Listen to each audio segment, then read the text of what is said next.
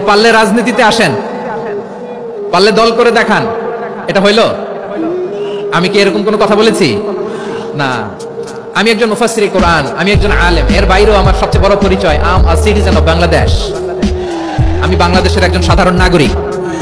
আমার দেশের যে কোনো সমস্যা, যে কোনো ইনকনসিস্টেন্সি, অসঙ্গতি নিয়ে মত প্রকাশের স্বাধীনতা আমার আছে না নাই? আপনারাই তো বাক স্বাধীনতার কথা বলেন, ফ্রিডম অফ স্পিচের কথা বলেন, বাক স্বাধীনতার কথা বলেন। আপনারাই যদি আবার কোন মন্তব্যের কারণে বলেন যে রাজনীতির মাঠে আসেন, দল করেন, দেখি কতটুকু পারেন, এটা ঠিক হবে না।